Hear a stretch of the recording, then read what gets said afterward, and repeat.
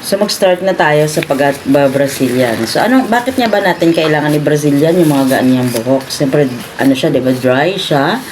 So, yan ang bubuhayin natin. Treatment po yung Brazilian, guys. Para itong mga na to, magkaroon siya uli ng glow at magkaroon siya ng buhay. So, gagamit tayo nito, guys. So, itong buhok ko, guys, ay kailangan kasi na shampoo muna at na conditioner muna. Kasi, hindi mo ito babanlawan kaagad. After 2 days mo pa siya pwedeng banlawan. So, kailangan mo siyang i-shampoo at i-dry. 100% dry mo siya. Para, hindi, para maano siya kasi hindi mo siya kaagad-agad babanlawan eh. So, ganito lang yung gagawin natin. Wala pa tayong, ito, yung pandito lang wala ako. So, ilang hati lang yan siya, guys. Kasi manipis lang naman yung buhok ko. Kaya nga minsan, kung hindi lang talaga ako pinupush ng mister ko, hindi talaga ako magpapariban. Kasi kaya ko naman siya gawin. So, ayan.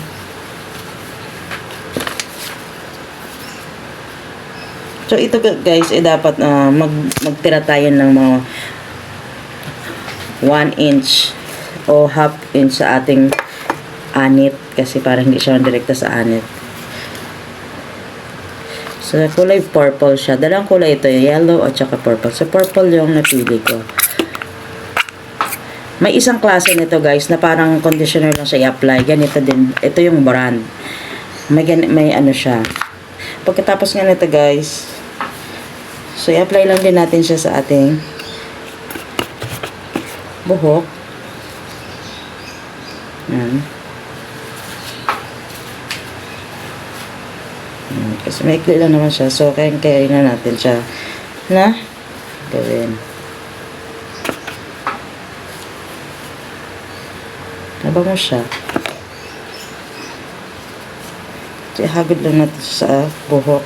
Medyo i-massage natin siya sa buhok para ma-absorb. Ay, siya. Nahulog yung ating mic. Hindi na maganda yung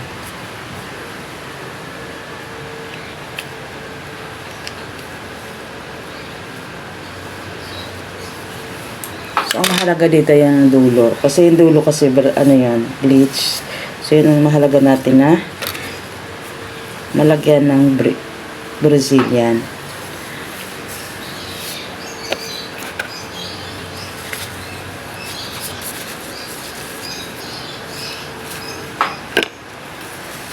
So, mga bagay-bagay. Natutunan lang naman natin siya, guys. Pag panoorin natin sa iba, gaya-gaya kumbaga. Pero siyempre, ang gayahin nyo, yung maganda yung resulta.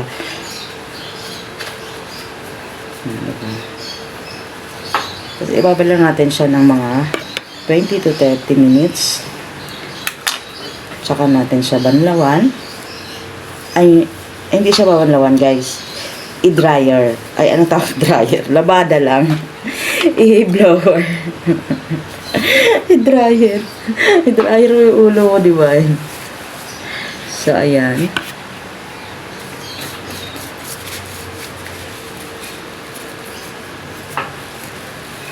Para mag-spread yung natin. Siyempre, hindi natin siya nakikita. Hahagurin na lang natin siya, guys, ng ganun. O, di ba? Para tansya-tansyain na lang natin. Diba?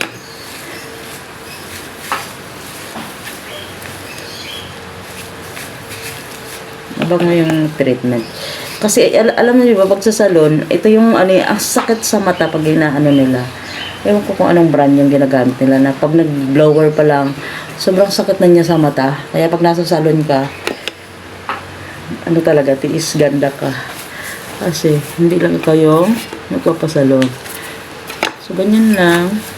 Hagod-hagod mo siya sa mga buhok mo. Para yung, na yan, ma-treatment siya.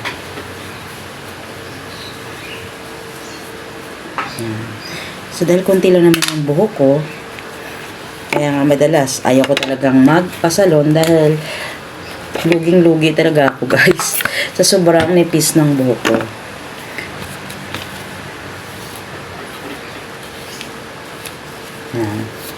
So, dito na tayo na part.